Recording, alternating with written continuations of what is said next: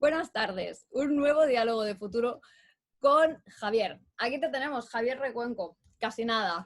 Primero te voy a dar el currículum que es resumidito, pero que ya de por sí unas cuantas pinceladas de por dónde vamos a ir.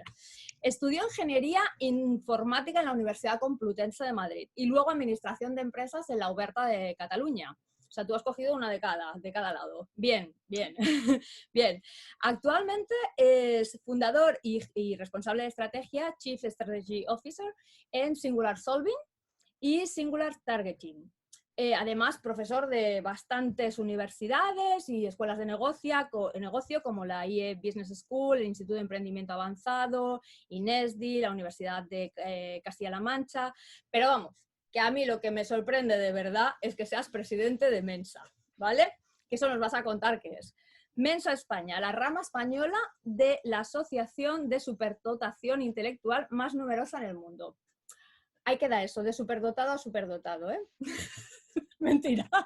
Bueno, mentira no lo sé. Es algo que vamos a hablar también, ¿no? Porque cierto es que yo en los tests de inteligencia que nos hacían cuando éramos pequeños, daba un poquito por encima del nivel, ¿vale? Tampoco igual como tú, pero yo ahí nunca me he considerado muy superdotada. Pero bueno, ahora vamos a ver también de eso. Bueno, lo primero, Javier, bienvenido. ¿Qué tal?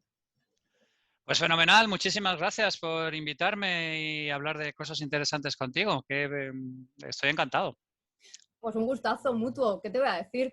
Y la verdad es que contigo se podría hablar, como decía yo, de casi cualquier cosa. Pero bueno, vamos a intentar centrarnos en algo. Lo que pasa es que estoy convencida de que el camino se nos irá desviando, pero eso no me preocupa. Eso pasa siempre, eso es un clásico. Sí. Y además un gustazo porque al final de donde no pensabas que iba a salir lo brillante es donde brilla más. Una cosa importante, o sea, que también para tener números redondos, eres el diálogo número 70, o sea que, mira, no Muy sé si bien. será algo Un bueno. número, un número bonito, un número bonito. No sé si el anterior le gustó su número, pero a mí el mío me gusta. Bien. Sí, el 69 tampoco estuvo mal ahí. Bueno, pues venga, Javier, lo primero, algo sencillo para ti y de donde nace este proyecto, que de alguna forma pues ya lleva, bueno, de alguna forma no, lleva ya más de un año conviviendo conmigo y con un montón de gente que habéis pasado por aquí, que es el libro de los 12 mandamientos para diseñar un futuro mejor. Un libro que al final, pues bueno, recoge una bitácora del momento que todos vamos a tener por lo menos en nuestra memoria corto o largo, pero histórica, cada uno la suya, pero que se resume al menos en estos 12 mandamientos, cada uno tiene un capítulo detrás, y que así, a voz de pronto, me gustaría que tú me dijeras qué te ha resonado, qué te ha gustado o qué no de lo que has leído cuando lo has tenido en tus manos, vaya. Hombre, no, a ver, yo estoy en grandes líneas de acuerdo con absolutamente todo. Fundamentalmente, a mí me gusta mucho que mencionas mucho las personas, la humanidad y todo este tipo de cosas, que es algo en lo que yo insisto muchísimo, a pesar de que vengo de formación técnica y que, digamos, de alguna manera, como tú decías, he cruzado un poco el Rubicón que hay entre ambos aspectos. Yo personalmente creo que esta división que hemos hecho históricamente entre ciencias y letras, por ser muy grosero, yo creo que es un error. Nos ha limitado terriblemente y es algo que nos ha convertido en una especie de cosas especializadas que personalmente creo que ha limitado mucho nuestra capacidad como humanos, ¿no? Como decía Robert Hanlon, que lo recordaba cuando hablaba con Jaime Rodríguez, con otro amigo, que la especialización es para los insectos. Entonces, a mí me gusta mucho conjugar la idea del futuro, la idea de la tecnología, la idea del rediseño, la idea de estar antes con la idea de la humanidad, con la idea del factor humano, con la idea de alguna manera de la dimensión humana y de entender que al final del día somos máquinas falibles y no tenemos nada que ver con los ordenadores, por ejemplo, que es otro orden absolutamente distinto, pertenece a otra categoría completamente distinta. Totalmente. Me gusta esto de que ya vayas como combinando, bueno, estoy totalmente de acuerdo, vamos, o sea, realmente creo que esas grandes divisiones que afortunadamente parece que estamos rompiendo también en los discursos, unas veces mejor o peor elaborados, cuando decimos que lo no binario se está destruyendo, no nos ha ayudado en muchas cosas. Nos ha ayudado a poner orden, pero igual lo del orden ya, como está muerto, o sea, también... Pero es que hay muchas cosas, yo hablaba en su momento también de lo que era el pensamiento en blanco y negro, que Kevin Dutton hablaba del asunto. Yo creo que muchos de los problemas que tenemos ahora mismo es que un montón de cosas que eran ventajas competitivas cuando éramos simios que nos bajamos de los árboles, ahora son restricciones competitivas y las tenemos incrustadas en el cerebro de tal manera que seguimos reaccionando como si estuviéramos hace 50.000 años y en aquel momento lo que era una ventaja competitiva ahora mismo lo que nos hace es introducirnos una serie de sesgos, una serie de problemáticas que nos llevan a una serie de conclusiones erróneas. Pero bueno, eso ya es un poco antropológico, si nos ponemos un poco a arar y este tipo de cosas. Para nada, vamos a ir hablando de eso, de ventajas competitivas que van muy ligadas a capacidades y que, bueno, que van muy ligadas a lo que estamos diciendo. Y aparte, me parece interesante lo que has dicho, factor futuro unido a la dimensión humana. No porque, o sea, no porque para mí me sorprenda, porque como tú dices, yo es que no lo concibo de otra forma, pero sí es cierto que parece que, y sobre todo en los últimos 10 años, que de alguna forma se ha hecho ahí un fetichismo absoluto de la tecnología, hemos vehiculado todo síntoma de progreso más a lo técnico y dices, bueno, pero si el progreso será nosotros si podemos progresar, ¿no? O sea, que hay también Pedro Mújica en su diálogo lo explicaba muy bien con el sentido de la coevolución de la especie, pues con esas tecnologías, que al final es donde yo creo que reside la gracia de todo esto, si no nos quedaremos en esas restricciones competitivas, como tú dices. Bueno, avanzamos un poquito. Estamos ahí en estos objetivos de desarrollo sostenible que son abordables de muchas formas. Y para mí una de las formas que me parece interesante contigo va muy ligado a la parte de la educación y la parte de la formación de la persona. Para eso, lo primero que me gustaría que nos contaras, porque ni yo misma tengo muy claro qué es que nos expliques qué es esto de qué es Mensa y, bueno, cómo os unís, o sea, qué es. Bueno, Mensa es la asociación de superdotación más antigua del mundo, ¿no? Porque se funda en los 40 del siglo XX. Y básicamente es una asociación que la única cosa que tienen todos los miembros en común es que pertenecen, según una serie de test sociométricos, que ese es un tema también un tanto delicado, que perteneces, digamos, al 2%, al mejor 2% de la población con respecto a cociente de inteligencia e, insisto, una serie de métricas más o menos acordadas, ¿no? Y básicamente su único propósito es el estímulo de la inteligencia y, digamos, de alguna manera convertirse en una serie de centro, por decir de alguna manera, de discusión alrededor de la inteligencia y de favorecer la inteligencia, ¿no? Luego declina en una serie de cosas mejores y otra serie de cosas peores, porque evidentemente una cosa son los propósitos y otra cosa es cómo terminan declinando las cosas. Pero yo no puedo estar más de acuerdo en el principio básico, que el apriorismo básico, que es decir, que creo que la inteligencia es un tema, la inteligencia humana en concreto, es un tema necesitado de defensa y necesitado, de decir de alguna manera, de que tenga una serie de portavoces y de gente que, digamos, que la defienda cuando estamos rodeados de un montón de actuaciones muy primarias, muy emocionales, informaciones falsas, falta de sentido crítico en determinadas cosas. Nosotros creemos que la inteligencia es una labor a defender y básicamente, aunque insisto, a veces lo conseguimos más y otras menos, ese es nuestro propósito. En España somos unas 2.500 personas. Pero en Estados Unidos, por ejemplo, son casi 500.000 de personas, en UK son casi 100.000, o sea, digamos que tiene muchísima atracción en el mundo anglosajón. Se fundó en UK. Hay un montón de personajes importantes que han sido miembros de Mensa, desde Isaac Asimov a Cliff Sinclair. O sea, hay, digamos, de alguna manera mucha más tracción y mucha más tradición en el mundo anglosajón de este tipo de asociaciones que, por ejemplo, en España. Pero aún así, con todo, nosotros llevamos desde el 84 y vamos, ya tenemos un cierto tamaño y una cierta entidad. Total, o sea, me encanta, pero a ver, voy por partes. O sea, me gusta 2% de la población. es poco, ¿eh? Te voy a decir, o sea, eso es un números reducidos.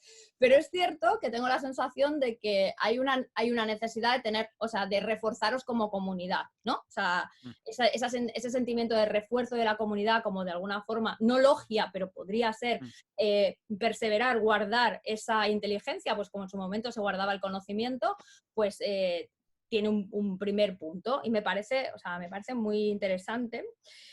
Y antes de avanzar en esa parte de comunidad y cómo de alguna forma va conectando con la evolución, lo que sí me gustaría es que también de tu parte me definieras entonces qué es la inteligencia y si tú eres de los que consideras que solo hay una inteligencia, bueno, tienes un criterio que supongo que estará más que argumentado, solo hay una inteligencia o hay varias inteligencias. Bueno, pues este es un tema sobre el que básicamente llevan los psicólogos discutiendo, no sé, 40 o 50 años, no, posiblemente incluso más. La inteligencia en general se puede reducir a un tema que es bastante sencillo, que es la capacidad de resolver problemas a los que no te has enfrentado, por decir de alguna manera, la capacidad de algún modo de poder conectar cosas en principio disjuntas para enfrentarte, por decirlo de alguna manera, a problemática desconocida. ¿Hay una inteligencia? Bueno, esta es una discusión terrorífica. De hecho, desde que Gardner propuso su teoría de las inteligencias múltiples alrededor del 93, ha habido muchísimas disquisiciones sobre si es correcto, si no son correctas, si hay muchísima discusión, sobre todo y fundamentalmente porque es muy complicado colocar una serie de métricas objetivas sobre cómo medir la inteligencia. Y insisto, estas discusiones es que nos llevan a principios de los 20. Es que casi nos remontamos a Spearman y estamos hablando de 1927, que ella hablaba de G, que era una especie como de inteligencia global, que si esa persona tenía esa G en cuestión, resulta que hacía muy bien cosas matemáticas, pero también cosas de lengua, también cosas de otras disciplinas, etcétera, etcétera, etcétera. Entonces yo no estoy muy lejos de poder ofrecer, porque la ciencia está muy lejos de poder ofrecer una definición exacta de qué es la inteligencia y de cómo se mide. Sin embargo, digamos que de alguna manera lo que llegamos es a una serie de acuerdos sobre que determinadas psicometrías parece que ofrecen una cierta garantía de que esa persona tiene más inteligencia que la otra. Y es un acuerdo, porque básicamente no hay fundamentos científicos sólidos para poderlo poner encima de la mesa, es muy complicado de replicar. Gardner tiene el mismo problema, el problema de la replicabilidad. Ha sido muy complicado, digamos, de alguna manera, replicar de manera científica los planteamientos que tiene. Entonces, básicamente, llevamos discutiendo sobre qué es la inteligencia y sobre cómo medirla un siglo y todavía no hemos llegado a una serie de acuerdos. Entonces, lo que hemos llegado es una especie de compromisos en las que consideramos que determinadas personas que puntúan de una manera determinada sobre una serie de test acordados, parece ser que muestran un mayor nivel de inteligencia que otras. Pero ni es seguro, ni es científico, ni se puede medir por completo, ni lo puedes defender delante de un juez porque es un tema bastante complicado. Lo que pasa es que nos fascina poder reducir la cantidad de inteligencia de una persona a un número, porque nos encantan las cosas medibles, mensurables, y es que está perfectamente demostrado que la inteligencia de alguien puede variar de manera salvaje dependiendo de si ha dormido bien o ha dormido mal, o si se ha tomado 2 o 3 Red Bulls, o si tiene un problema con su pareja. Entonces, digamos que lo que tenemos es una serie de acuerdos tácitos sobre que hay una razonable suposición de que esto funciona de esta manera. Y Mensa, en cierta manera, pues digamos que lo aplica como una especie de criterio, pero no toda la gente de Mensa es exactamente igual de brillante, ni nada por el estilo.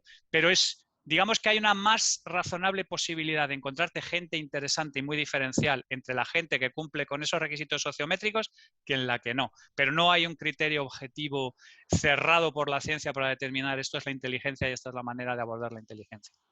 Bien, bien. A mí me encantan estos razonamientos como súper construidos que tú tienes, de verdad, o sea, me fascinan. Yo soy mucho más, no sé decirle cómo, soy igual muy de sentidito común, ¿sabes?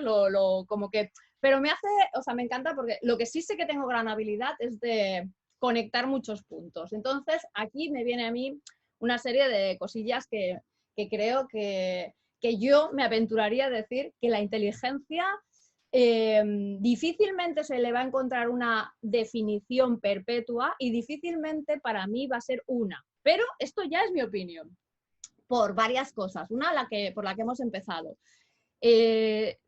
La coevolución de la humanidad. Por tanto, de alguna forma, como coevolucionamos, como evolucionamos con el tiempo, todos aquellos conceptos que ya hemos dicho que son abstractos, como la inteligencia, para mí también tienen una evolución, con lo cual, de alguna forma, poco o mucho se irán permeabilizando con lo que se nos va pegando de al lado, ¿no? Y luego, o sea, el contexto. Y luego hay otra cosa que ahí también has dado tú y que me parece interesante y que es otro de los puntos que quería sacar en este checklist de temitas, en la pasión que tenemos por traducir todo en datos numéricos, ¿no? O sea, que la entiendo, la comparto muy poco, porque yo soy absolutamente negada para las matemáticas. Bueno, no soy negada, pero no es que no me gustan. Entonces, nunca me ha gustado aquello de que solamente porque reduzcamos algo a un número ya tiene validez, cuando yo soy más de que pocas certezas realmente son ciertas. Entonces, si todo lo reducimos a un número es porque detrás hay unos test.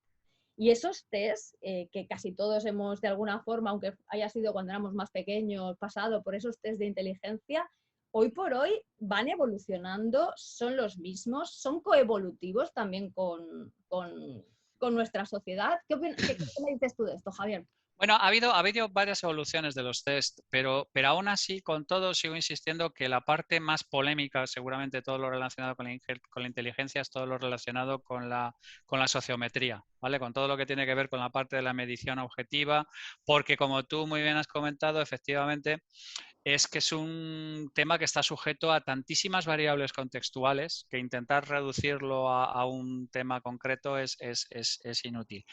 Pero claro, volvemos a lo mismo. Cuando nosotros pensamos en términos de blanco y negro y de cifras concretas y de todo este tipo de cosas, es un rasgo que llevamos desde que éramos animales, donde básicamente teníamos que tomar decisiones rápidas, teníamos que decidir si huíamos o si peleábamos, teníamos que hacer una serie de cosas en las que los matices lo único que hacen es emborronar un poco la foto general. Pero yo personalmente considero que efectivamente, aunque han evolucionado, todavía tienen bastante margen de mejora para ir, digamos, de algún modo incorporando toda una serie de variables contextuales adicionales, ¿vale? Entonces, la parte más polémica, con mucha diferencia todavía en todo lo que es la parte de medición de inteligencia, es todo lo que tiene que ver con la sociometría y todo lo que tiene que ver con que una persona que a lo mejor bajo un determinado contexto ha dado un determinado resultado, no ha entrado y otra sí lo ha dado, que a simple vista muchas veces decimos no puede ser, porque esta persona tiene otra serie de talentos que son muy notables. Entonces, la parte de sociometría en general es la más complicada digamos, de alguna manera, de darle carta de naturaleza y de darle carta de decir esto es así porque la ciencia lo dice así. Total. Una cosa, tú que debes ser, o sea, debes ser de esas cosas que, bueno, yo por lo menos a mi alrededor me lo encuentro y me gustaría tu opinión. ¿Tú crees que la gente se considera suficientemente inteligente, poco inteligente, medianamente inteligente? ¿Cuál es el valor subjetivo que la gente tiene de su propia inteligencia? Pregunta un poco rara, pero me ha salido ahora. No, es una pregunta maravillosa. El 80% de la gente se considera por encima de la media en términos de inteligencia. Y si estás en entornos particularmente, hay un síndrome que se llama el síndrome de Stanford, en el que eso se aumenta hasta casi el 85 o el 90%.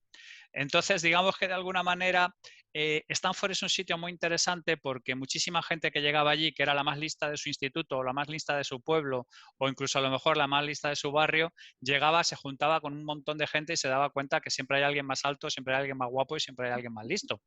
Entonces, por lo general, como demostraron Kahneman y Tversky, somos bastante malos evaluando riesgos y somos bastante malos evaluándonos a nosotros mismos.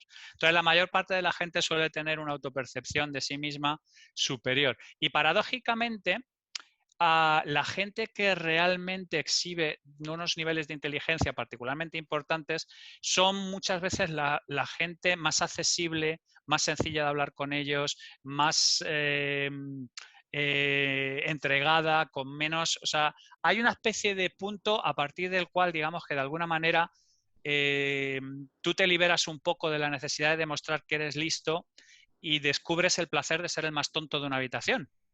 Y entiendes entonces aquello que planteaba Aristóteles de yo solo sé que no sé nada, ¿no? Aquello que decía el oráculo de Delfos, de ahí va la persona más lista de Atenas, y el tío decía que yo solo sé que no sé nada, que puede parecer un juego de palabras, pero en realidad es que él sabía lo suficiente como para ser consciente de que la inmensa cantidad de cosas que desconocía.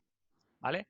Entonces, es una pregunta muy buena. Generalmente somos bastante malos en términos de autopercepción y solemos tirar hacia arriba.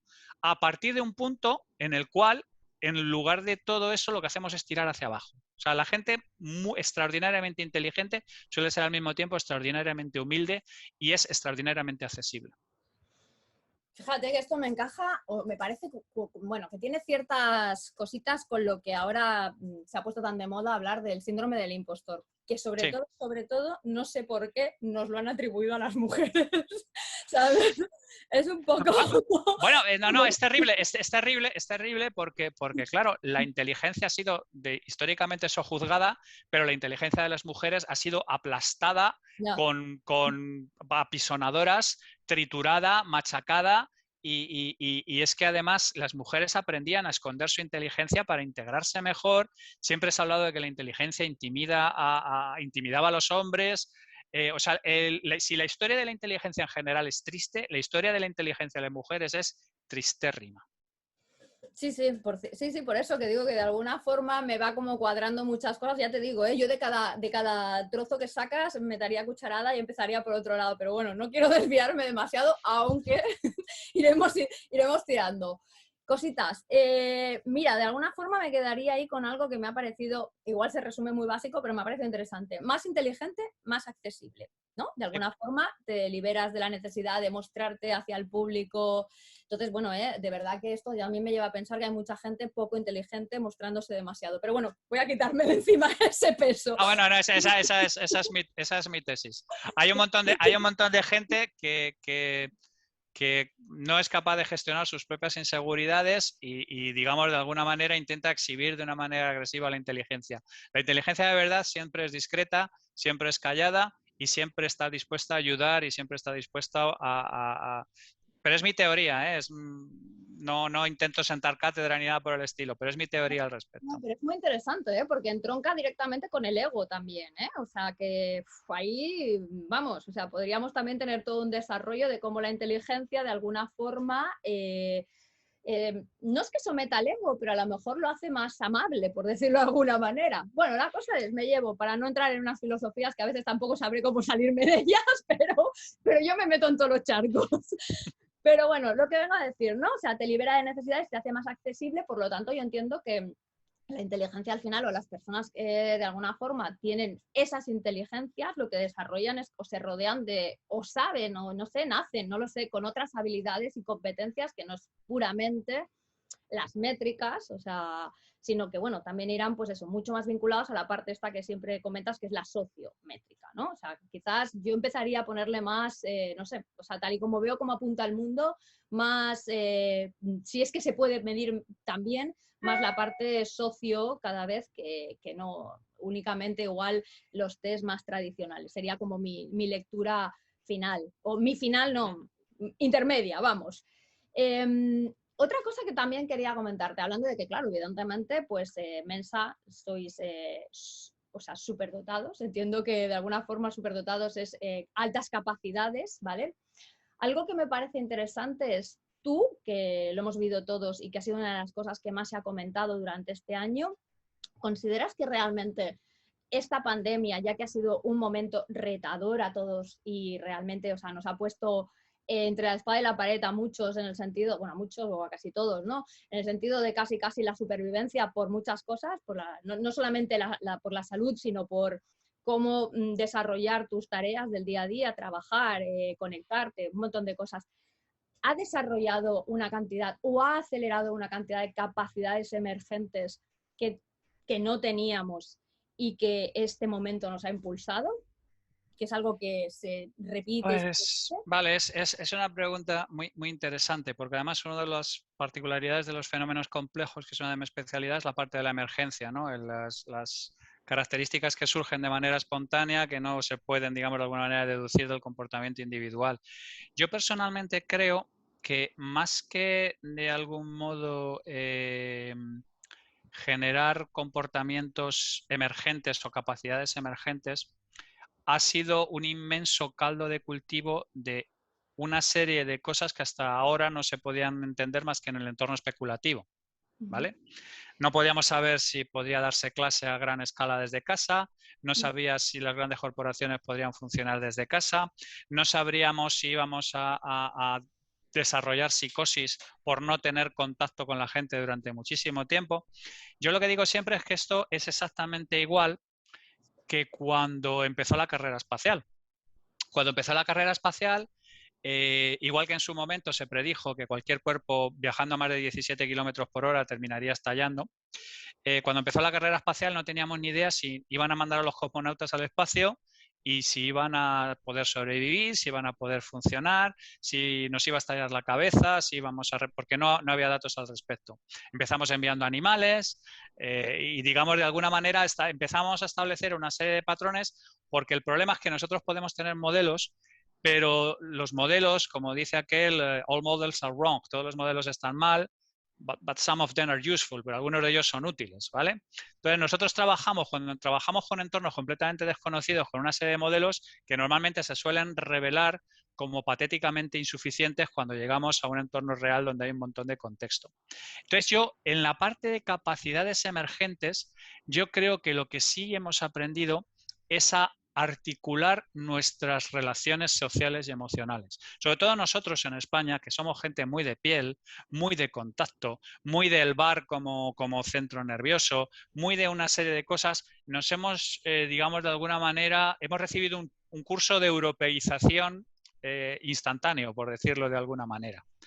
Y entonces eso, digamos que de alguna manera nos ha reformulado algunas de las tesis que teníamos y nos ha reconducido algunas de las cosas que teníamos, pero no creo que haya generado una serie de capacidades emergentes particulares, sino que en realidad lo que hemos hecho ha sido una especie de testeo masivo de una serie de asunciones de las que no teníamos estudios. No sabíamos cómo íbamos a poder trabajar bajo estas circunstancias, no sabíamos si la infraestructura de telecomunicaciones iba a soportar estas. No sabíamos un montón de cosas, exactamente como en la carrera espacial. Entonces yo creo que hemos tenido una especie como de laboratorio macro sobre una serie de cosas que personalmente creo que nunca va a volver el mundo de antes de la pandemia. O sea, estamos como muy locos por recuperar el mundo de antes de la pandemia. Yo personalmente creo que ha habido los suficientes macrocambios como para pensar que va a ser un antes y un después con respecto a determinadas cosas. Y no desde el punto de vista de la pandemia, que la pandemia ha sido un desastre, ha muerto un montón de gente, pero no la podemos comparar con otras epidemias que ha habido en la humanidad, que han sido muchísimo más desastrosas y que los efectos se han notado muchísimo más tiempo y durante más generaciones y cosas por el estilo. Lo que sí creo que ha hecho es introducirnos una serie de cambios en nuestras dinámicas sociales y particularmente en España lo que se han cambiado son las dinámicas sociales. Y cuando tú introduces una serie de cambios en las dinámicas sociales, digamos que estás poniendo en marcha una pequeña bola que por contacto va a caer un montón de cosas. Vamos a ver cambios en un montón de cosas en la sociedad que pueden trazar su origen a lo que es la parte de la epidemia de COVID y la parte de aislación.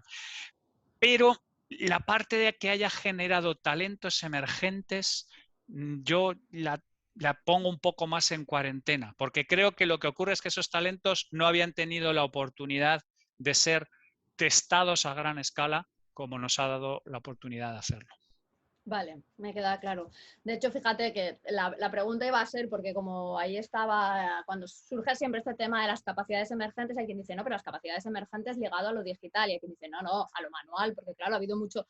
Entonces ya directamente no hace falta que te lo pregunte, las capacidades emergentes ligado a lo social. Eso es. bien, donde tú ves Eso es. esa De hecho, es que tenemos una especie de, volviendo a esto del pensamiento blanco y negro que le gusta tanto a nuestro cerebro, porque a nuestro cerebro le gusta más una dicotomía que a un tonto una piruleta. pues te va a costar Eh, adaptarse al momento, ¿eh? Al cerebro. es- no, no, no, no, pero es verdad, es verdad, es verdad, es verdad. O sea, quiero decir, es un órgano fascinante del que todavía no conocemos un montón de cosas, pero que nos tanga como quiere y constantemente. Y esta dicotomía entre lo digital y lo analógico me parece realmente mucho más artificial que esta que te estoy diciendo de lo que es social con respecto a, digamos, a lo que es la parte individual. Totalmente, y estoy de acuerdo, ¿no? Que introducir cambios en las dinámicas sociales, que lo difícil va a ser que identifiquemos, pero bueno, que deberíamos ya estar haciendo esos ejercicios. Algunos yo ando haciendo, sobre todo para temas de trabajo y tal, que me han pedido algunos proyectillos, es cómo van a cambiar los contratos sociales que tenemos nosotros entre nosotros. Porque, o sea, si ahí le sumamos polarización, le sumamos la poca fiabilidad que nos dan la parte pública y política, o sea, el resquebrejamiento, ahora no me sale la palabra, de todas las estructuras que hasta ahora parecía que nos amparaban. Bueno, o sea, tienes ahí un suma y sigue que da, o sea, da realmente que pensar mucho en ello, ¿no? Que ahí es donde viene el tema este de con poquito que te pongas de ingredientes ya tienes unos cuantos escenarios, con poquito No. Yo, Raval Navikant mandó hace poco un tuit con lo que estoy completamente de acuerdo, que dice que es que uno de los grandes cambios sociales que ha habido es que de pronto el ateísmo se ha vuelto mainstream. Y es verdad, o sea, no nos damos cuenta de que socialmente hemos ido incorporando toda una serie de cosas que se han ido cambiando nuestra manera de ver y es que eso cambia nuestra cosmovisión y a partir de ahí sí se producen los cambios importantes. La tecnología siempre vamos a mejor, siempre vamos a hacer una serie de cosas, pero este tipo de eventos que cambian nuestra manera de ver y entender el mundo son los realmente importantes y los que realmente marcan épocas. Sí, y mira, yo te voy a sumar un poco, un par de frasecitas más, ¿no? Lo de, al final, lo del ateísmo, pero bueno, la religión se ha sustituido por la espiritualidad, porque al final tenemos ahí una necesidad de agarrarnos a algo, venga de donde venga. Y luego otra frase que leí hace poco, que no sé si la sabré repetir exactamente, pero decía algo así como que estamos en una sociedad en la que los inteligentes les da miedo decir la verdad por miedo a ofender a los ignorantes. Sí. Con la que no estamos más de acuerdo, ¿eh? Sí. Realmente. Bertrand Russell tenía una frase modificada basada en esto, que era algo así como: el problema de esta sociedad es que los ignorantes están segurísimos y los inteligentes están llenos de dudas. Sí, mira, yo es que, claro, no me quiero desviar mucho, pero el otro día veía un programa en el que no era algo que me abriera los ojos, pero me dio mucho que pensar, que ponía, o sea, cómo le empezaba bueno, ponían encima de la mesa como la conciencia de clase, llámale la conciencia de clase obrera, sí. desquebrajado y fragmentado con todo el tema de la identidad, ¿no? De alguna forma, aquello que se suponía que nos tenía que reforzar, nos está de alguna forma no empoderando, al contrario, ¿no? Porque empoderar las individualidades al final es un riesgo muy grande para lo que nos viene por delante. Entonces, pero lo que más me sorprendía era el debate entre las personas. Es que ya no es un debate pacífico de opiniones, es que son debates a muerte, o sea, y aquello de a degüello, o sea, tú dices, uff, o sea, eso es lo es que efectivamente, volvemos a ver, tampoco quiero intentar irme, pero cuando tú quitas al mundo judeocristiano el judeocristianismo, te hace replantear de nuevo qué es lo que tenemos en común. ¿Vale? ¿Qué es lo que tenemos en común? ¿Qué es lo que une a alguien de Noruega con uno de nosotros? Y entonces en este mundo en el que la gente, digamos, que pierde de alguna manera una serie de cosas que conformaban su cosmovisión, se abraza de manera absolutamente férrea a cualquier identitarismo que le construya una identidad. Y cuando tú te agarras a un mástil como Ulises con las sirenas de una manera en la que te estás jugando la vida, entonces no puedes tener una discusión razonable sobre ese asunto, porque realmente lo que se están poniendo en duda el mástil al que estás agarrado. Y entonces es terrible porque convertimos todo en campos de batalla, porque son todo campos identitarios y todos son ataques frontales a tu identidad. Y el cerebro, que volvemos a lo mismo, nos tanga como a chinos, inventa la disonancia cognitiva para no tener que lidiar con ese tipo de cosas e inventa la agresividad en Twitter para no tener que lidiar con gente que te expone con hechos que de alguna manera ponen en duda tu cosmovisión y tu propia identidad. Y yo creo que es terrorífico, porque... Totalmente. Porque ya no solamente que hayamos perdido un poco la conciencia de clase, que se ha perdido por completo, y la izquierda es la que más ha sufrido en todo este proceso de desmitificación, es que se ha perdido la formulación de identidades propias no basados en identitarismos de terceros. Y es horroroso porque un montón de gente ha constituido una serie de identidades basadas en una serie de intereses espurios. No es que diga que, por ejemplo, la religión no tuviera intereses espurios, que los tenía, pero al menos se había puesto de acuerdo a una manera de entender el mundo como es el mundo occidental. Si no tienes eso y no lo has sustituido a toda velocidad por algo espiritual, como le pasó al mundo oriental, que ya de entrada no adoraba a dioses. Confucio y el sintoísmo y todo eso son más animistas, son más otro tipo de cosas, pues nos encontramos con un vacío terrorífico que llenamos con la primera identidad que nos pasa por delante de la puerta, como los patos, que siguen a lo primero que se mueve. Y estamos entrando en unos territorios terroríficos donde la gente defiende con uñas y dientes cosas que no merecen que les defiendas de esa manera. A mí es una de las cosas que más me preocupa, teniendo en cuenta de que yo me gusta poner visiones positivas, pero la visión positiva también no significa el no alertar de las cosas que ya estás viendo y que dices, por ahí no vamos, o sea, por ahí no se puede ir, y que me remonto un poco a lo como hemos empezado, ¿no? La visión más humanista.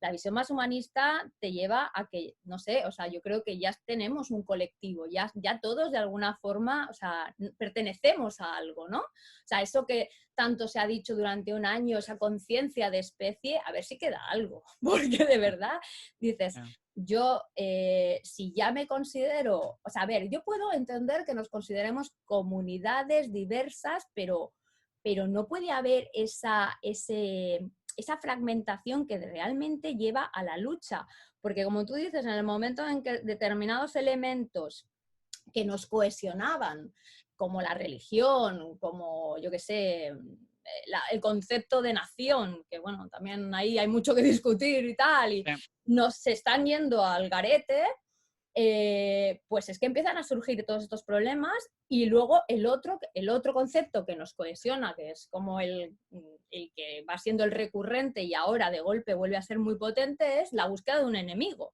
Entonces, es como dices, bueno, o sea, ninguno de los dos me parece como que nos vaya a construir en positivo, pero lo que me sorprende es que realmente no es algo, o sea, que yo tampoco lo voy a explicar desde la parte más filosófica, que es que, o sea, cualquier persona con dos dedos de frente se está dando cuenta de eso. Y dices, ¿cómo es posible que no nos demos cuenta y no intentemos de alguna forma avanzar, pues eso, más eso, en colectividad, no en individualidad? Pero bueno, en fin, nos saldríamos del tema, vamos un poco, reconducimos, ¿vale? Como sentido de comunidad que vosotros tenéis. Otra cosa que, entonces, vamos a un poco avanzando a futuro, ¿no? A mí me parece interesante que vosotros, que sois como la guardia custodia de la inteligencia, por decirlo de alguna manera, y tenéis ahí vuestro, bueno, o sea, un patrimonio, o sea, porque es un patrimonio, de golpe tenemos yo no le voy a llamar competidor, le voy a llamar otra inteligencia que está creciendo, que es la inteligencia artificial. ¿Cómo esas dos capacidades van a ir confluyendo? O sea, y de alguna forma, incluso cómo esa inteligencia artificial puede aumentar la inteligencia que tenéis e incluso aumentar ese 2% de la población mundial. ¿Qué me dices, Javier? Vale, vamos a ver. Vamos a ver, ¿por dónde empiezo? Yo vengo de muchos años de estar trabajando en inteligencia artificial y de soy miembro del claustro de inteligencia artificial de la UNIR, y vengo de comerme varios inviernos de la inteligencia artificial. O sea, varias épocas en las que nadie quería saber nada de la inteligencia artificial, no había inversión, no había absolutamente nada. Y ahora estamos en otra época completamente distinta. De pronto todo el mundo se ha vuelto loco con la inteligencia artificial, hay un montón de inversión, hay un montón de interés, ahí parece que va a cambiar el mundo y un montón de cosas. Y claro, ni era ridículo cuando pasamos el invierno, ni era algo que va a devolver la vida a los muertos, ni va a brotar el pelo a los calvos en este mismo momento. Yo personalmente considero que son dos cosas completamente diferentes, ¿vale? La inteligencia humana es dispersa, de amplio sentido, creacionista, conecta puntos, como decías tú, digamos de alguna manera es más abierto, es un cono como más abierto, ¿vale? Mientras que la inteligencia artificial ahora mismo es como muy estrecha, muy profunda, muy potente y en determinados trabajos que digamos tienen una especie como de menos necesidad de conectividad, ahora mismo nos tritura. Por eso nos tritura el ajedrez, por eso nos tritura el Go, por eso nos tritura en escenarios, digamos, de aprendizaje estrecho. ¿Qué es lo que ocurre? Que yo personalmente creo que son dos inteligencias ortogonales. O sea, no hay que ponerlos a competir uno contra otro porque es que no tienen ningún sentido. Es como aquel viejo chiste de si medimos la capacidad de alguien por su capacidad de subirse a un árbol y medimos a un mono y medimos a un pez. No, son cosas que trabajan en dos dimensiones del espacio completamente diferentes. Y donde creo que hay un montón de aspectos muy interesantes es en la zona Centauro, ¿vale? En la zona Centauro es donde hay inteligencia humana potenciada por inteligencia artificial o inteligencia artificial supervisada por criterios humanos, ¿vale? Esto viene de Garry Kasparov, que él dijo que el ajedrez normal, y tiene razón, se había ido al carajo, ya no había ninguna posible competición y lo que habría que hacer es entrar en zonas Centauro, zonas donde, digamos, de alguna manera hubiera humanos apoyados con inteligencia artificial, en generación de partidas rápidas, en una serie de cosas. Entonces, para mí ahora mismo son dos mundos ortogonales, separados por 90 grados. Y las zonas interesantes, donde casi siempre son en las zonas de liminalidad, en las zonas fronterizas, donde acaba una cosa y donde termina la otra. Entonces, a mí lo que me interesa ahora mismo, más que la inteligencia artificial, que me parece que tiene una serie de límites y que en las próximas décadas vamos a sufrir otro invierno, porque las expectativas que se han colocado sobre ellas, a pesar de que ha hecho muchísimos progresos, son absolutamente desproporcionadas, es esas zonas híbridas, ¿vale? Donde alguien es capaz de discernir cuándo usar la inteligencia humana, cuándo usar la inteligencia artificial, qué tiene sentido en uno y en otro, y sobre todo ver si son capaces de generar entornos sinérgicos del que haya propiedades emergentes que ahora mismo desconocemos por completo. Entonces, a mí me interesa ahora mismo muchísimo más los escenarios híbridos que, por decir de alguna manera, los escenarios puros. Porque en la parte de inteligencia humana desconocemos por completo todavía muchas de las cosas que pasan en el cerebro. Si tú te vas a Neuralink, las cosas que está haciendo Musk es que está colocando como máximo 10.000 sensores en la cabeza y nosotros tenemos billones de conexiones en la cabeza. O sea, ahora mismo lo que está pasando en la cabeza nos está pasando tan por encima que no tenemos nada.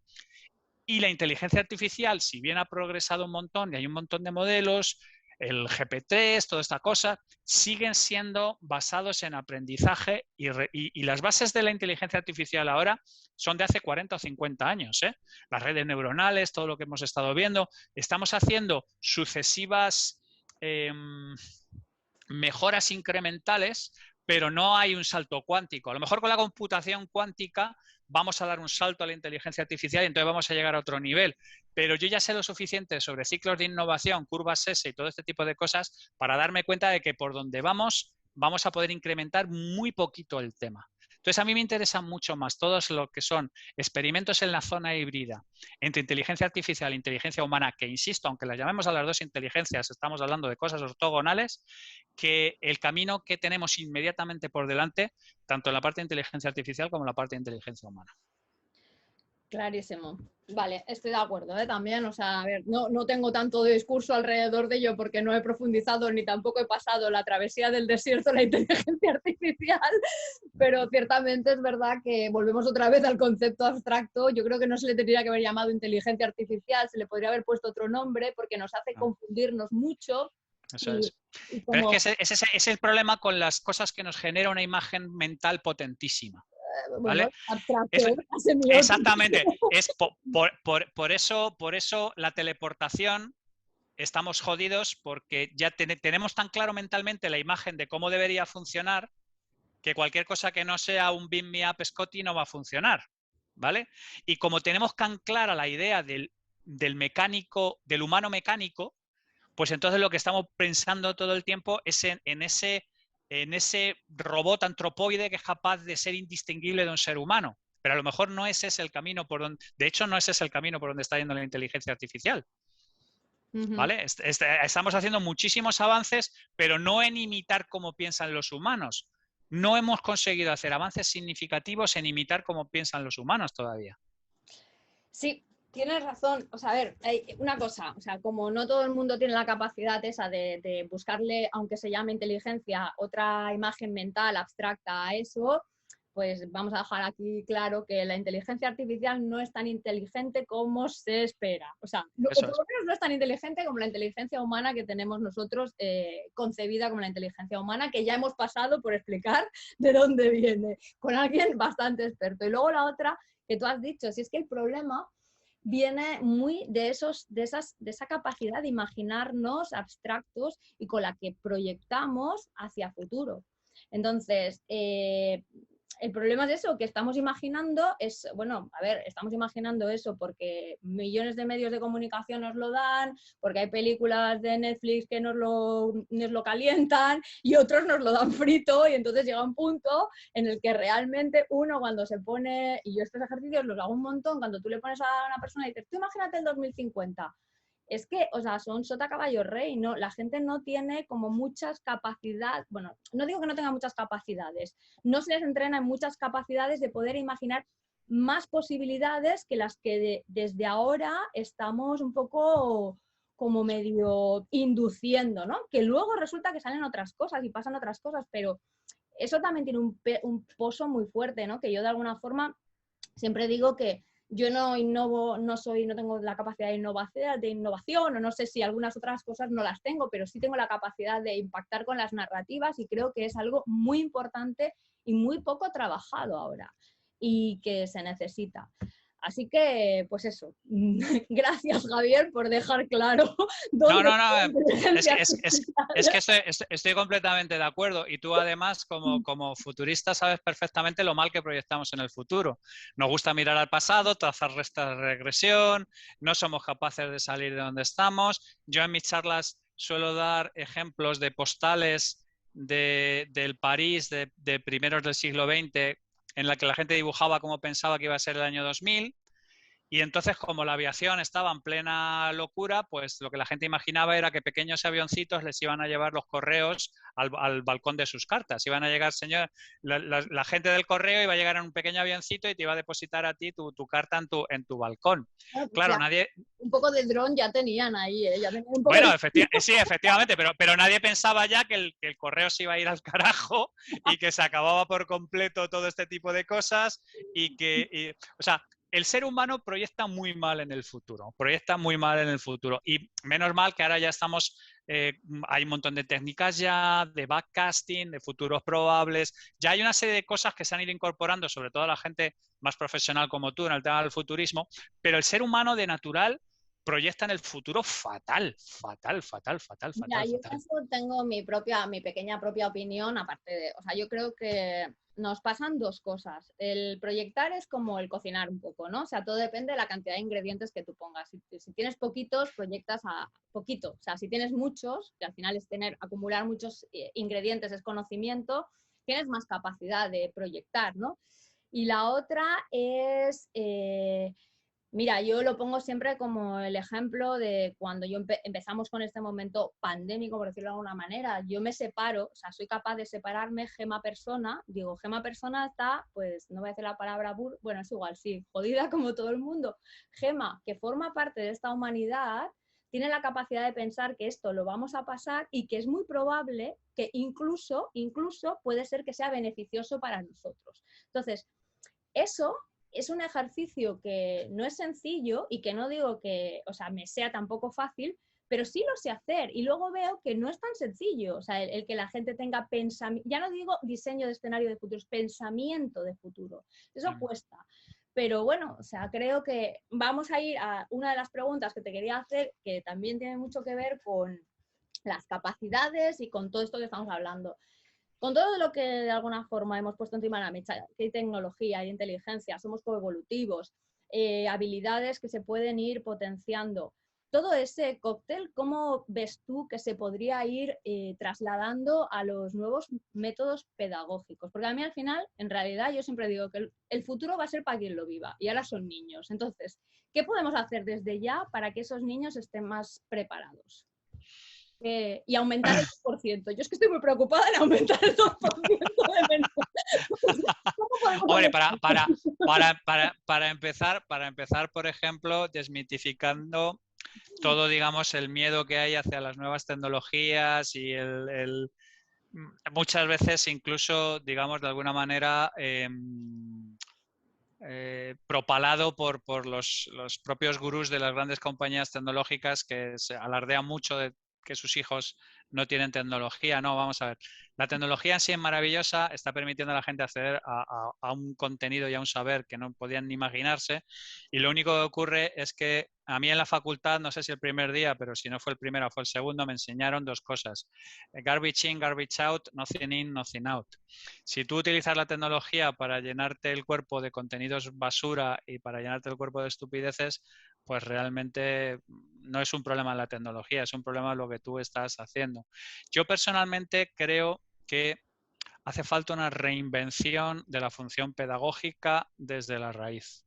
Ahora mismo tenemos una serie de estructuras heredadas desde hace un montón de tiempo en el que, digamos, de alguna manera los incentivos están colocados no en que el alumno aprenda, no en que el alumno se le estimule la curiosidad o se le estimule el ansia de aprender, sino que hay otra serie de objetivos y de motivaciones. Y al final, como cualquiera que haya leído Free Economics sabe, los incentivos mueven el mundo. Y si los incentivos están colocados en un sitio determinado, ahí es donde irán. Sí. Si tú lees a, pues yo qué sé, a los grandes patrones de este tipo de cosas, a Ken Robinson, a toda la gente, digamos, que ha estado trabajando en repensar cuál podría ser el futuro de la pedagogía, generalmente va encaminado a dejar de producir a gente para un entorno fabril e industrial que ya no existe.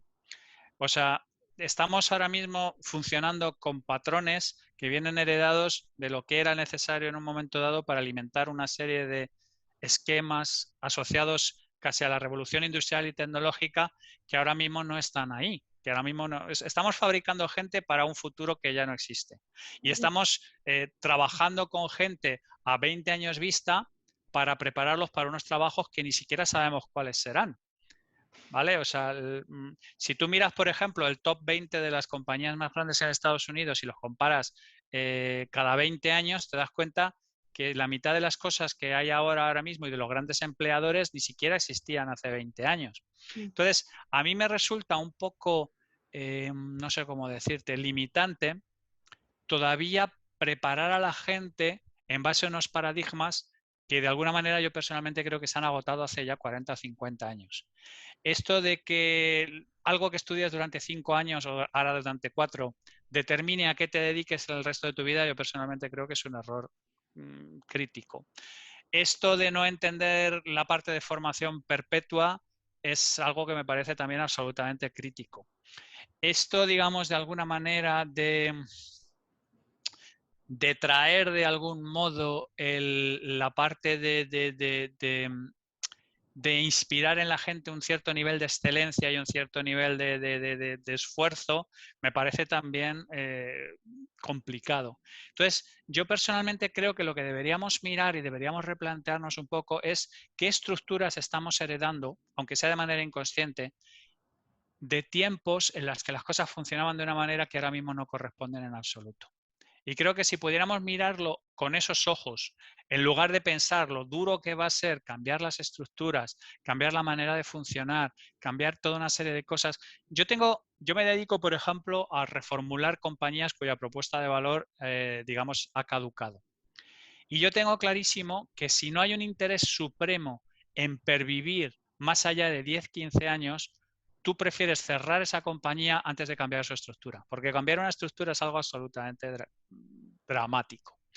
Y con cambiar la estructura, no estoy hablando de, por ejemplo, no sé cuántas leyes de educación llevamos una detrás de otra, pero en realidad es cambiar todo para no cambiar nada. No ha habido un cambio profundo y real en, por ejemplo, las mecánicas en cómo se transmiten conocimientos o cómo se valoran las cosas o cómo... Y no estoy hablando de los profesores, que en el fondo son mucha gente que en el fondo son víctimas de los incentivos y de todo este tipo de cosas. Yo creo que igual que para muchas cosas haría falta un replanteamiento desde la raíz de qué es lo que se podría mejorar en los entornos pedagógicos. Y el ser humano de natural es curioso y la curiosidad lleva a la inteligencia. Y el problema es que si les golpeas cuando son jóvenes y les cercenas la curiosidad y les diriges hacia una serie de cosas que no les interesan, van a asociar de manera automática el aprendizaje con el sufrir. Y en el momento en que tú tienes identificado sufrir y aprendizaje, ya estás jodido para toda la vida, sobre todo en entornos de formación perpetua y de reciclaje perpetuo. La gente que tiene muy malas experiencias con la escuela nos deben de servir como aviso para decir, oye, es que estamos haciendo gente que luego además no va a poder contribuir a la sociedad. Y posiblemente ellos a lo mejor entraron de una manera con una actitud determinada dentro del sistema, pero el sistema tenía muy claro que o encajabas dentro de lo que tenía o te expulsaba. O sea, no era, en ese sentido era bastante cruel. Entonces, yo creo que deberíamos, sobre un folio en blanco, replantearnos por completo la función educativa.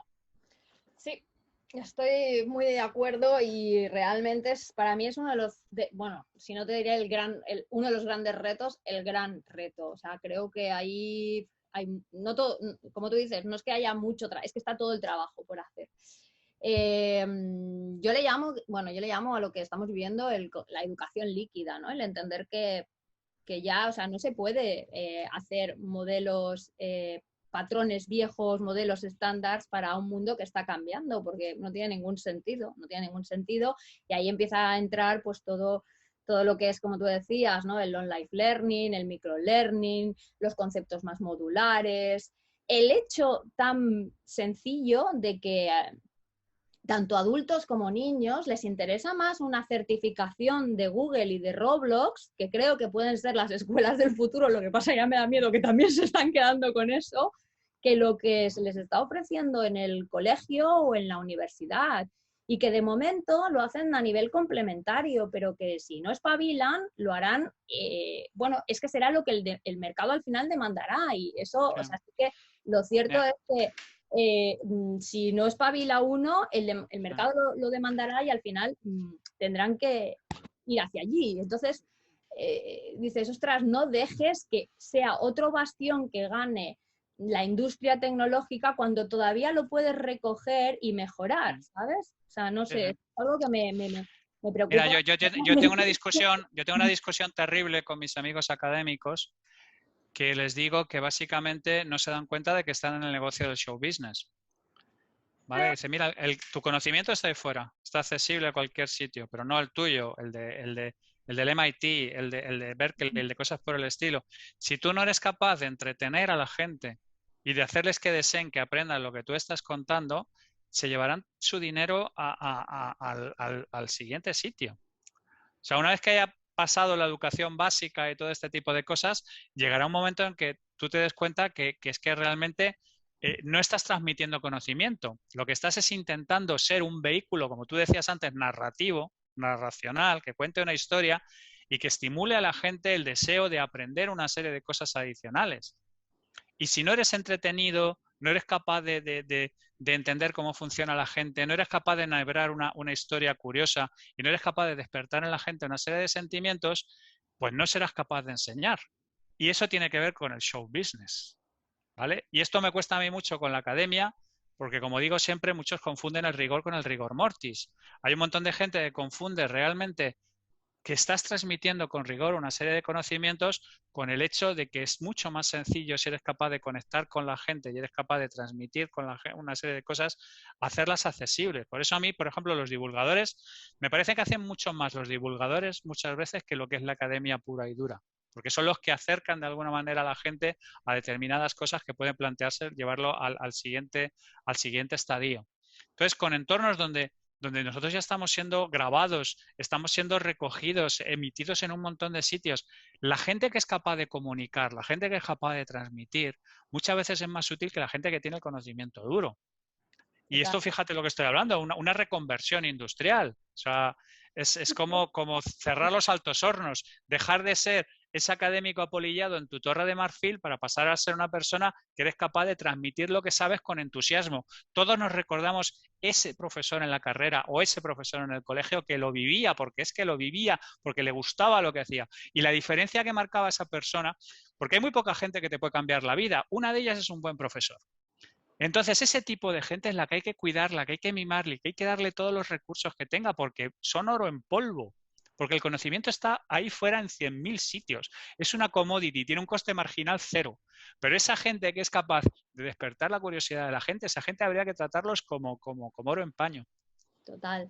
Sí, sí, no, y es que, o sea, te das cuenta, yo creo que los que somos ya más adultos también ya empezamos, o sea, yo por lo menos yo me autodefino como muy autoaprendizaje, ¿eh? O sea, de hecho, o sea, se me dan bien los estudios, pero yo qué sé, me dan pereza porque soy consciente de que cuando entro en un sitio no todo me va a interesar, entonces lo que no me interesa ya, tengo una gran facilidad para conectar con lo que me interesa y para desconectar con lo que no me interesa, entonces he aprendido a buscar entre lo que me interesa. Y como tú dices, o sea, al final, hoy en día hay un montón de información al alcance nuestro de gente súper potente, de instituciones súper potentes que se resumen en un artículo en profundidad, en un buen podcast, en un buen vídeo de gente, pues esto, divulgadores, y que te nutren en poco tiempo muchísimo más. O sea, bueno, por lo menos a mí, ¿sabes? Entonces, yo al final digo, yo me he ido haciendo mis propios autocarreras, o sea, como que bueno, o sea, bueno, también por mi profesión, ¿no? Que al final es como,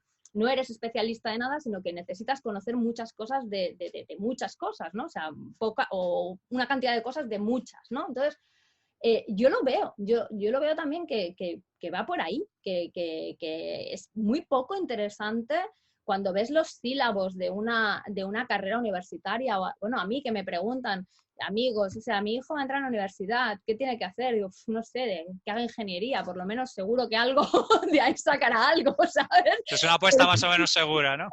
Pero vamos, o sea, me cuesta identificar ahora mismo qué es lo que realmente en un conjunto, o sea, creo que sí, nunca he sido muy de creer en los estándares y este momento me reafirma que el estándar, o sea, es absolutamente nulo y que no ayuda a la persona. Vamos a ir acabando, la última, que me queda además súper poco tiempo, pero esta es la que, pues si cabe, la última es de la que más te gusta hablar, creo, pero bueno, vamos a ello. Venga.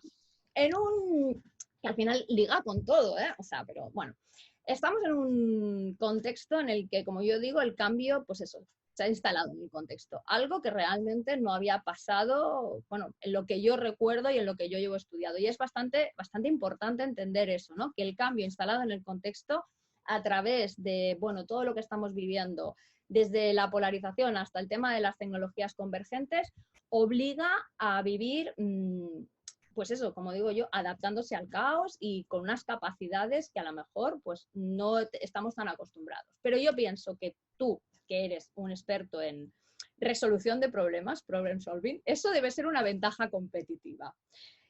Confírmamelo o no, y cómo eso de alguna forma se podría ir sumando precisamente a lo que estamos hablando. Formas de hacer métodos pedagógicos, y no digo solamente de niños, sino de adultos. ¿Qué me cuentas? Así, bueno, con unos poquitos de minutos, tampoco. Claro, por eso te digo, voy a intentar ser conciso, seco y escueto. A ver, estamos en tiempos en los que la gente tiene que ser funcional en entornos donde no está familiarizado con qué es lo que ocurre, ¿vale? Y eso es un tema particularmente complicado, porque el cerebro, volvemos a lo mismo, que es un viejo farsante, odia las situaciones de incertidumbre. De hecho, lo que le encanta es intentar encontrar alguna explicación, por más absurda que sea, para cerrar el caso, ¿no? El detective siempre con una especie, o sea, el cerebro siempre como una especie de detective vago que cierra los casos cuanto antes porque les raya mucho tenerlos abiertos. Entonces, el World Economic Forum lleva diciendo en sus ediciones del 2016, 2018 y 2020 que una de las principales skills necesarias para ser empleable en los próximos años es la resolución de problemas complejos. Pero claro, ¿cuál es el problema? El problema es que hasta hace relativamente poco no había formación sobre esto en ninguna parte. O sea, el primer máster de resolución de problemas complejos en castellano lo empiezo yo en el 2016. Pero cuando lanzo el tema no había nada en ninguna parte. Ahora hay un poco en el MIT, ahora hay un poco en Berkeley. Tampoco hay un consenso sobre la comunidad académica, sobre qué es lo que hay que impartir ahí, porque es que es un montón de cosas, cada una de su padre y cada una de su madre. No hay una universidad que pida un título en Complex Problem Solver. O sea, es una cosa que al mismo tiempo es muy intimidante porque te dice, oye, mira, si quieres estar empleable, esto es fundamental, pero al mismo tiempo no es un sitio que tú vayas a estudiar. Entonces, es un tema que tiene que ver fundamentalmente con, insisto, ser funcional en entornos donde la gente deja de ser funcional. Y desprogramar el cerebro a que entre en pánico cuando estás en esa situación en la que no sabes qué hacer. ¿Vale? Históricamente ya ha habido frameworks para gestionar la complejidad, pues la matriz de Stacy, el Canevin de Edward Snowden, pero cada vez más lo que vamos a intentar es acumular skills y funcionalidades de un montón de sitios y a orquestar talento de un montón de lugares para, insisto, poder ser funcionales en la selva. Porque en la selva, la idea fundamental de la selva es que tú no sabes qué es lo que te vas a encontrar. No sabes si detrás de esa palmera hay un animal salvaje, hay un oasis, hay una fruta estupenda o lo que tienes es una araña mortífera Pero hay gente que es funcional explorando y hay gente que es funcional de alguna manera repitiendo lo que ya se ha hecho. Yo, por ejemplo, por eso hablo de que la consultoría, por ejemplo, es un campo que va a cambiar de manera dramática en los próximos años, porque la consultoría es básicamente el arte de repetir lo que ya has hecho y que sabes hacer bien. Pero se ha ocupado de cosas que no le competen, como por ejemplo el arte de ver qué cosas hay que hacer cuando no sabes qué es lo que hay que hacer. Y si recuerdas, al principio yo he definido la inteligencia como el arte de ver qué es lo que puedes hacer cuando no tienes respuestas al respecto. Entonces, una de las cosas más importantes es enseñarle a la gente a desprogramar su cerebro para que cuando se encuentre en entornos donde no sabe qué hacer, siga siendo funcional. Porque lo normal del cerebro cuando se encuentra ese tipo de escenarios es bloquearse. Es, digamos, de alguna manera, no tengo nada, no sé qué hacer. No. Yo siempre utilizo el ejemplo del Dr. House, ¿vale? El Dr. House en la serie, el tema es un mal médico, es un sociópata, no le gustan las personas, es un manipulador, es un drogodependiente, lo que tú quieras. Es muchísimas cosas horribles. Pero es funcional cuando el resto de los médicos, que a lo mejor llevan 15 años estudiando, el que más, el que menos, no son ningún gilipollas, dejan de ser operativos porque no sabemos qué le pasa a este tío.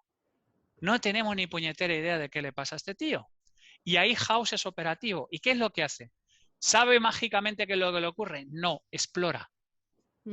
Los patrones de los episodios son siempre iguales. Hay una enfermedad que nadie sabe nada de ello.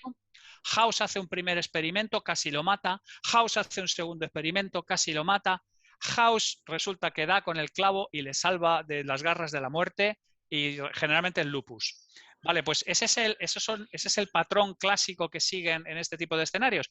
Pero lo que es más importante es que él es funcional cuando no sabe qué es lo que está pasando y cuando todo el resto de la gente se ha quedado como cervatillos cuando les dan los faros de los coches. Se han quedado completamente bloqueados. Entonces, una de las cosas fundamentales que hay que aprender y que son críticas para este tipo de cosas es aprender a ser funcional cuando no sabes qué es lo que ocurre. Y aprender a ser sistemático en tus aproximaciones para intentar de alguna manera entender esa caja negra que te has encontrado, que no tienes ni idea cómo funciona, cuáles son las reglas que lo rigen. ¿Vale? Y una vez que has dado ese salto mental, es cuando empiezas, digamos, de alguna manera a entrar en el entorno de la complejidad. Y el siguiente salto mental que tienes que dar es que normalmente si quieres resolver un problema complejo, lo que tienes que hacer es orquestar talentos múltiples, ¿vale? De un montón de sitios. Y te tienes que sacar de encima el tropo que te ha dado el cine y que te ha dado la televisión de que los equipos multidisciplinares se orquestan solos, porque requieren normalmente de un orquestador externo. Tú estás acostumbrada a los 7 magníficos, los 7 samuráis, el equipo A, Ocean's 11, la gente sabe perfectamente qué es lo que tiene que hacer, cuándo tiene que hacer. No, la realidad es que la gente con talentos profundos que digamos, afrontan un reto mayores que ellos, necesitan de orquestación y de integración. ¿Vale? Esto habla Stanley McChrystal en el libro este de Team of Teams, que es teóricamente cuentan qué es lo que tuvieron que hacer para capturar a Bin Laden, pero eso es el MacGuffin. La realidad del libro es cómo pones de acuerdo a gente que no se aguanta, como son los Navy SEALs, los Marines, los Green Berets y todo esto, y los pones a trabajar de manera orquestada para resolver un problema que hubiera anulado a cada uno de ellos de manera individual. Total.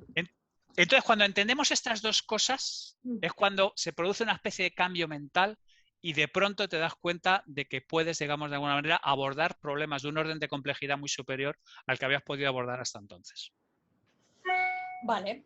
No, a mí me ha quedado claro. Yo voy a intentar hacer aquí un poco de resumen para que concluir, pero el que no le haya quedado claro, que se lo escuche, porque realmente hay un montón de mensajes. Lo primero, me recuerda un montón a uno de, pues no me acuerdo, pero fue en uno de los últimos informes que hice de educación y trabajo, en el que ponía encima de la mesa un tema que sacaba Harari, como no, ¿sabes? Siempre yo no tengo la memoria que tienes tú para recordar tantas cosas. De la memoria no hemos hablado, no nos va a dar tiempo, pero también me hubiera gustado sacarla, ¿eh? Ahí, porque además las memorias también son muy diferentes, ¿eh? Yo ahí sí que considero que hay memorias muy diferentes.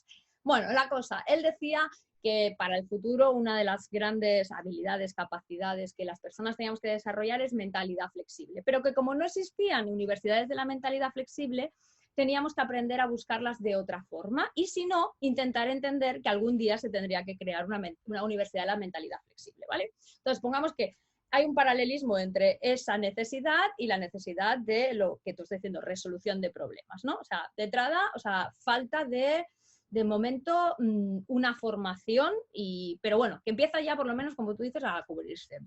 Luego, me encanta varios conceptos que has dicho. La importancia de desprogramar el cerebro. O sea, absolutamente de acuerdo. O sea, es algo que cuesta, pero que creo que es nuestro mayor enemigo y lo encuentras. Y ahora, por ejemplo, lo repito mucho, pero es que es constante, ¿no? O sea, esta palabra que me cansa bastante, la resiliencia, pero si tenemos más resistencia que resiliencia, o sea, no empecemos a poner palabras vacías marketingianas encima apeladas porque no funcionan, luego no funcionan. Pero luego vemos que has ido sumando un perfil de explorador, sistematizar las aproximaciones, o sea, a partir de que tú eres explorador empiezas a crear un sistema de cómo haces la exploración. Después tienes que orquestar talentos múltiples, o sea, la multidisciplinaridad, que estoy completamente de acuerdo, pero hay un elemento que es importante, que es ese director de orquesta que de alguna forma consigue coordinar. Yo estaba ahí y decía, a ver, ¿cuál de los 4? ¿Dónde estoy? ¿Dónde estoy? ¿Sabes? Ya lo averiguaremos, no hace falta ahora. ¿Sabes? Yo creo que soy la exploradora, pero bueno, ya veremos, ya me ubicaré yo. Pero bueno, me ha gustado mucho ese tema. Y ya para acabar lo de ser funcional en la selva, pues mira, me ha venido a la cabeza, yo me pasé una semanita ahí yo sola en la selva del Amazonas y fue una semana un poco compleja en mi vida, la recordaré toda la vida, muy gratificante, pero no porque realmente cuando la viví fuera fácil, ¿no? Pero me acuerdo que mi guía, mi señor con el que yo fui, que era un señor que vivía allí, pues vamos, un indígena del Amazonas, por la noche, cuando nos sacábamos, estábamos yo, otro chico y él. Y nos sacaba de paseo por la noche, por la selva, que da un miedo que te mueres, pero miedo. O sea, yo no he pasado tanto miedo en mi vida. Y yo decía, digo, yo soy una inútil aquí. O sea, yo no entendía cómo tenía esa capacidad, como tú dices, funcional de poder sobrevivir en la selva. Pero es que es verdad, o sea, estaba absoluta, sus sentidos. También es verdad que la hoja de coca hace mucho. ¿vale? Pero no sentido. Las drogas están detrás de grandes avances de la humanidad siempre. O sea, yo le vi momentos que de verdad me alucinó porque es ver donde tú no ves. O sea, es ver donde tú no ves. Entonces, ese paralelismo con la selva pues me ha venido ahí, me ha gustado un montón. Y yo ya con esto recojo todo.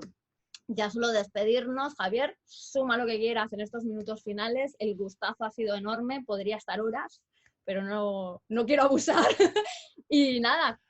Nada, tan solo agradecerte de verdad la invitación, ha sido un placer. Yo también estaría aquí matando de asco a la gente, pero me parece que merecen un descanso y un poco de alivio.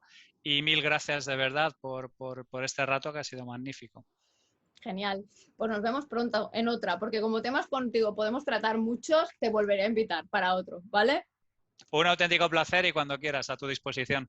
Mil gracias. Un abrazo. A ti. Chao. Un abrazo.